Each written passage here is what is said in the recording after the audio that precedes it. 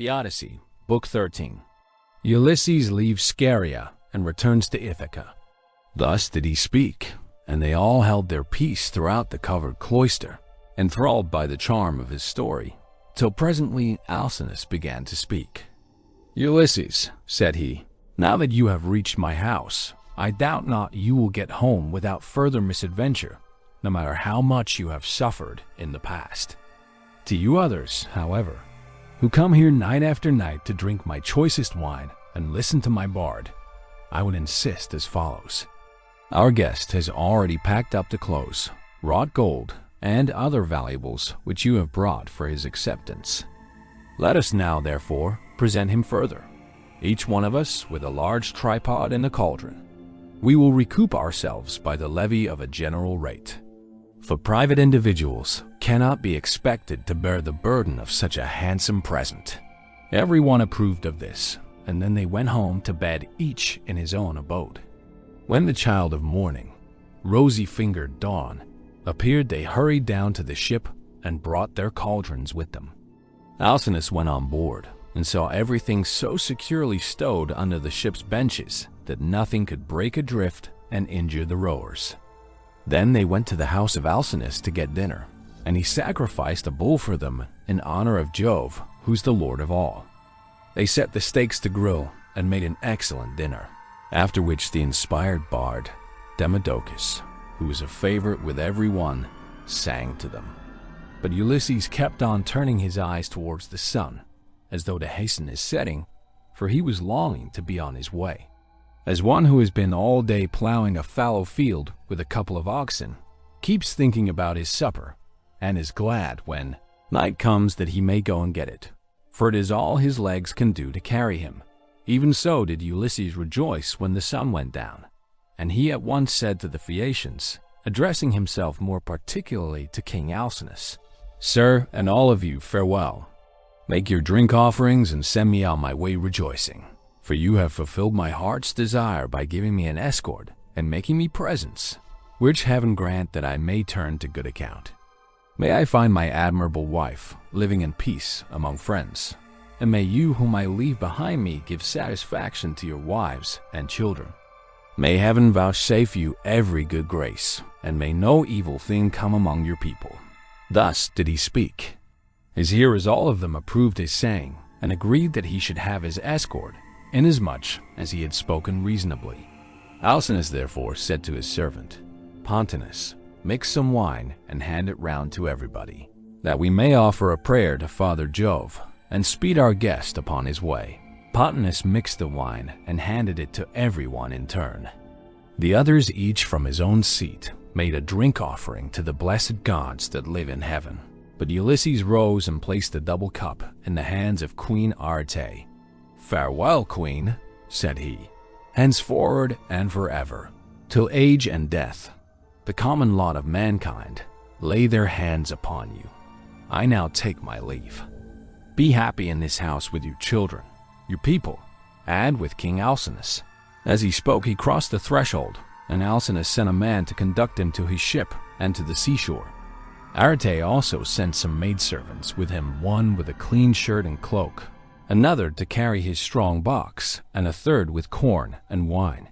When they got to the waterside, the crew took these things and put them on board, with all the meat and drink. But for Ulysses, they spread a rug and a linen sheet on deck that he might sleep soundly in the stern of the ship. Then he too went on board and lay down without a word. But the crew took every man his place and loosed the hawser from the pierced stone to which it had been bound. Thereon, when they began rowing out to sea, Ulysses fell into a deep, sweet, and almost death-like slumber. The ship bounded forward on her way as a four-in-hand chariot flies over the course when the horses feel the whip. Her prow curvetted as it were the neck of a stallion, and a great wave of dark blue water seethed in her wake. She held steadily on her course, and even a falcon, swiftest of all birds, could not have kept pace with her. Thus then she cut her way through the water, carrying one who was as cunning as the gods, but who was now sleeping peacefully, forgetful of all that he had suffered both on the field of battle and by the waves of the weary sea.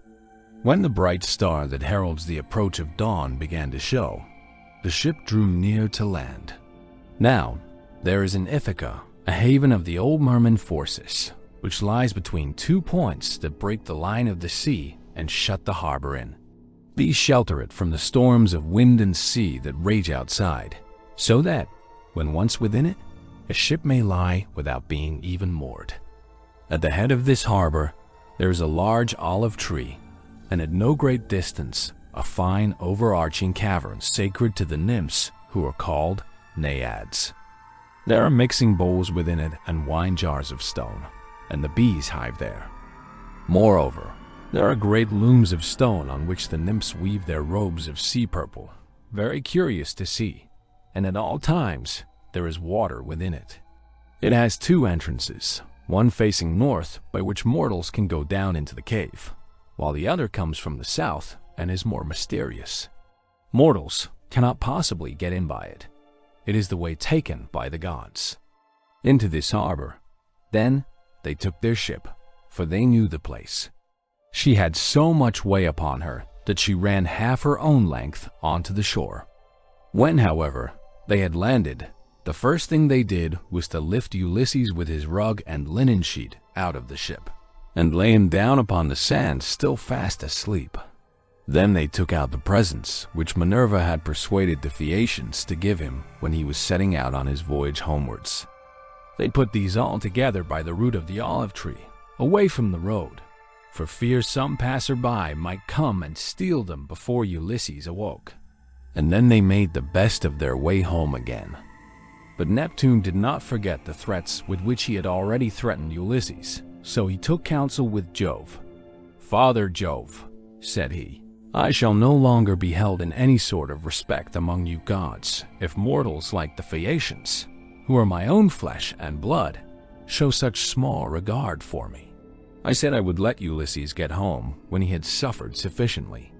I did not say that he should never get home at all, for I knew you had already nodded your head about it and promised that he should do so. But now they have brought him in a ship fast asleep and have landed him in Ithaca after loading him with more magnificent presents of bronze, gold, and raiment than he would ever have brought back from Troy if he had had his share of the spoil and got home without misadventure. And Jove answered, "What, a lord of the earthquake are you talking about? The gods are by no means wanting in respect for you. It would be monstrous were they to insult one so old and honored as you are.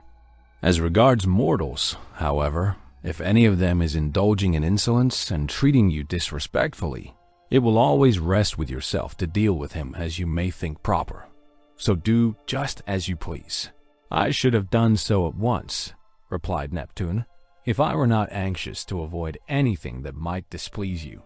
Now, therefore, I should like to wreck the Phaeacian ship as it is returning from its escort. This will stop them from escorting people in future. And I should also like to bury their city under a huge mountain." "My good friend," answered Jove, "I should recommend you at the very moment when the people from the city are watching the ship on her way, to turn it into a rock near the land and looking like a ship. This will astonish everybody, and you can then bury their city under the mountain." When earth-encircling Neptune heard this, he went to Scheria where the Phaeacians live, and stayed there till the ship, which was making rapid way, had got close in. Then he went up to it, turned it into stone, and drove it down with the flat of his hand, so as to root it in the ground. After this he went away. The Phaeacians then began talking among themselves, and one would turn towards his neighbor, saying, "Bless my heart, who is it that can have rooted the ship in the sea just as she was getting into port? We could see the whole of her only a moment ago." This was how they talked, but they knew nothing about it. And Alcinous said, "I remember now the old prophecy of my father. He said that Neptune would be angry with us for taking everyone so safely over the sea, and would one day wreck a Phaeacian ship as it was returning from an escort, and bury our city under a high mountain. This was what my old father used to say, and now it is all coming true. Now therefore, let us all do as I say. In the first place, we must leave off giving people escorts when they come here. And in the next, let us sacrifice 12 picked bulls to Neptune that he may have mercy upon us and not bury our city under the high mountain." When the people heard this, they were afraid and got ready the bulls. Thus did the chiefs and rulers of the Phaeacians pray to King Neptune, standing round his altar. And at the same time, Ulysses woke up once more upon his own soil. He had been so long away that he did not know it again. Moreover, Jove's daughter Minerva had made it a foggy day, so that people might not know of his having come, and that she might tell him everything without either his wife or his fellow citizens and friends recognizing him until he had taken his revenge upon the wicked suitors. Everything, therefore, seemed quite different to him.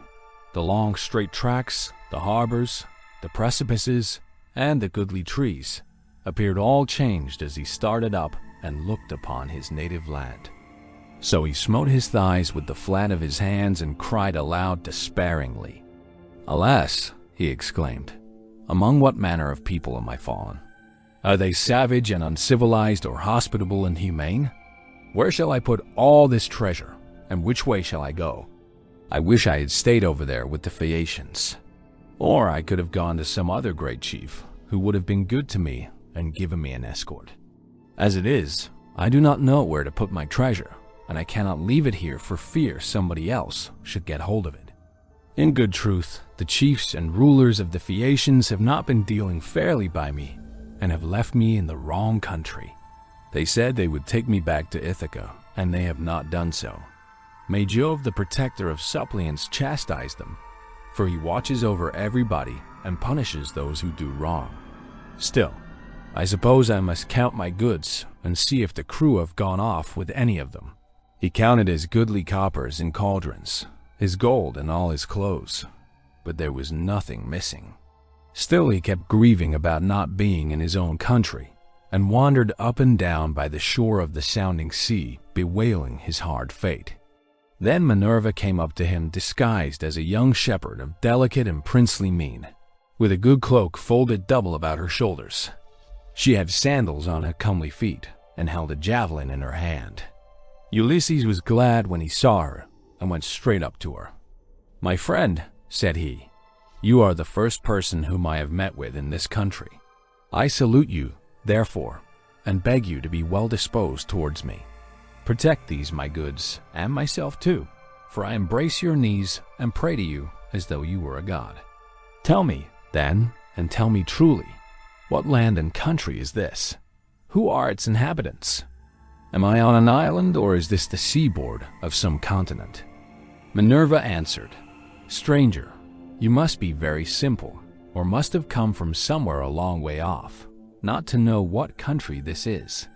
It is a very celebrated place, and everybody knows it east and west. It is rugged and not a good driving country, but it is by no means a bad island for what there is of it. It grows any quantity of corn and also wine, for it is watered both by rain and dew. It breeds cattle also and goats. All kinds of timber grow here, and there are watering places where the water never runs dry. So, sir, the name of Ithaca is known even as far as Troy, which I understand to be a long way off from this Achaean country." Ulysses was glad at finding himself, as Minerva told him, in his own country, and he began to answer, but he did not speak the truth, and made up a lying story in the instinctive wiliness of his heart. "I heard of Ithaca," said he, "when I was in Crete beyond the seas, and now it seems I have reached it with all these treasures. I have left as much more behind me for my children, but I am flying because I killed Orsilochus, son of Idomeneus, the fleetest runner in Crete. I killed him because he wanted to rob me of the spoils I had got from Troy, with so much trouble and danger both on the field of battle and by the waves of the weary sea. He said I had not served his father loyally at Troy as vassal, but had set myself up as an independent ruler. So I lay in wait for him with one of my followers by the roadside, and speared him as he was coming into town from the country. It was a very dark night, and nobody saw us. It was not known, therefore, that I had killed him. But as soon as I had done so, I went to a ship and besought the owners, who were Phoenicians, to take me on board and set me in Pylos or in Elis, where the Epeans rule. giving them as much spoil as satisfied them. They meant no guile, but the wind drove them off their course, and we sailed on till we came hither by night. It was all we could do to get inside the harbor, and none of us said a word about supper, though we wanted it badly. But we all went on shore and lay down just as we were. I was very tired and fell asleep directly, so they took my goods out of the ship and placed them beside me where I was lying upon the sand. Then they sailed away to Sidonia, and I was left here in great distress of mind. Such was his story, but Minerva smiled and caressed him with her hand. Then she took the form of a woman fair, stately, and wise. "He must be indeed a shifty lying fellow," said she, "who could surpass you in all manner of craft, even though you had a god for your antagonist. Daredevil that you are, full of guile, unwearying in deceit, can you not drop your tricks and your instinctive falsehood, even now that you are in your own country again? We will say no more, however, about this, for we can both of us deceive upon occasion. You are the most accomplished counselor and orator among all mankind, while I for diplomacy and subtlety have no equal among the gods.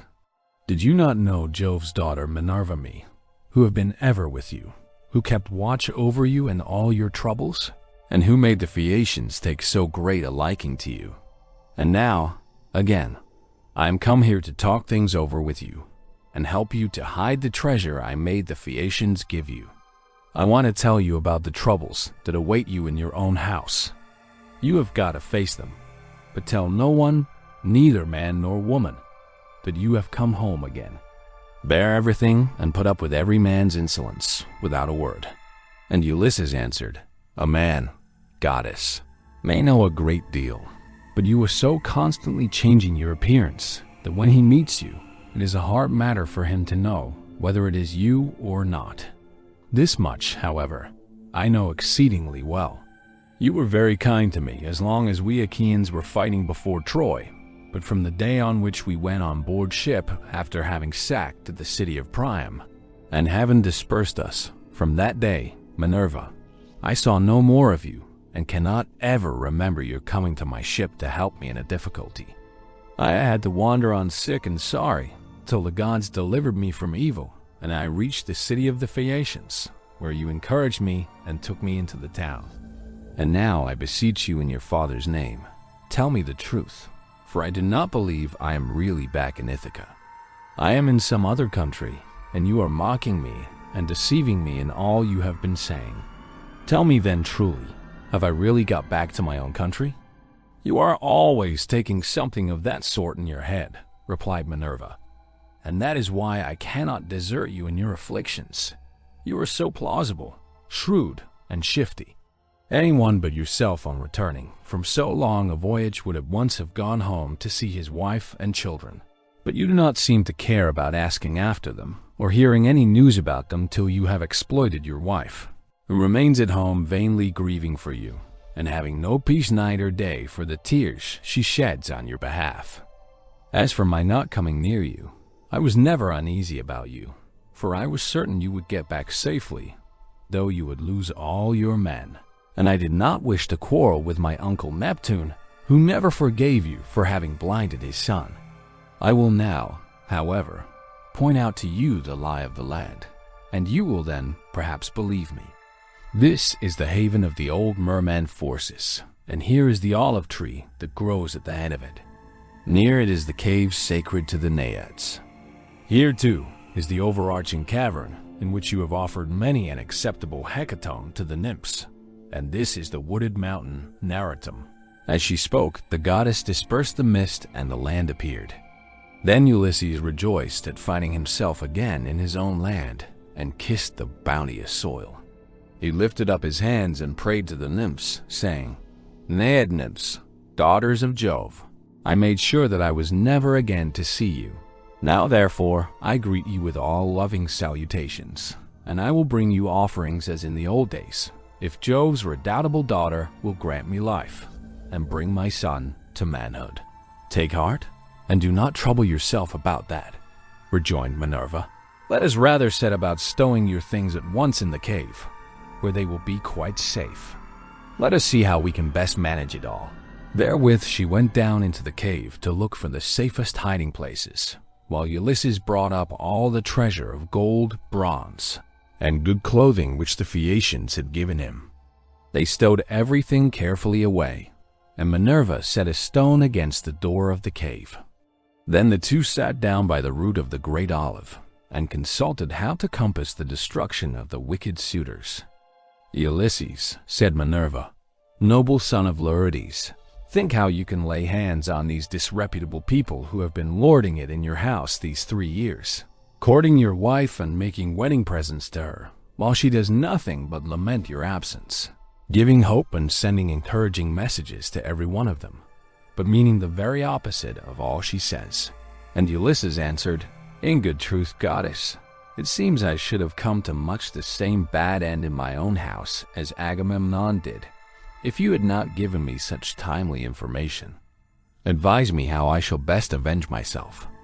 Stand by my side and put your courage into my heart, as on the day when we loosed Troy's fair diadem from her brow. Help me now as you did then, and I will fight 300 men, if you, goddess, will be with me." "Trust me for that," said she. "I will not lose sight of you when once we set about it. And I imagine that some of those who are devouring your substance will then bespatter the pavement with their blood and brains. I will begin by disguising you so that no human being shall know you. I will cover your body with wrinkles. You shall lose all your yellow hair. I will clothe you in a garment that shall fill all who see it with loathing. I will blear your fine eyes for you and make you an unseemly object in the sight of the suitors, of your wife, and of the son whom you left behind you. Then go at once to the swineherd who's in charge of your pigs. He has been always well affected towards you and is devoted to Penelope and your son. You will find him feeding his pigs near the rock that is called Raven by the fountain Arethusa, where they are fattening on beech mast and spring water after their manner. Stay with him and find out how things are going, while I proceed to Sparta and see your son, who is with Menelaus at Lacedaemon, where he has gone to try and find out whether you are still alive." "But why?" said Ulysses.